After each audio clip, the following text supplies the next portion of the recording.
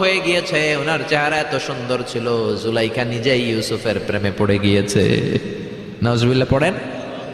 জুলাইখা বলে, ইউসুফ আমি তোমারে ভালোবাসি। ইউসুফ কয়, আমি আল্লাহরে ভালোবাসি। জুলাইখা বলে, ইউসুফ আমি তোমার সাথে প্রেম করতে চাই। ইউসুফ বলে, আমি কার সাথে প্রেম করতে চাই? প্রেমের কথা কি বললেই হয়? বেটা বলে হইতে হবে না? প্রেম তো চরের জমি নয়, জবরদখল করে হয়। প্রেমের দখল নিতে হলে প্রেমেই নিতে হয়, ঠিক কি না? জুলাইখা বলে, আমি তোমারে ভালোবাসি, আমি তোমার প্রেমে হাবুডুবু খাই। ইউসুফ বলে, আমি কারে ভালোবাসি? কোনোভাবেই ইউসুফরে রাজি করাতে পারে না। জুলাইখার একটা দাসী ছিল, দাসীর নাম কালিমামা।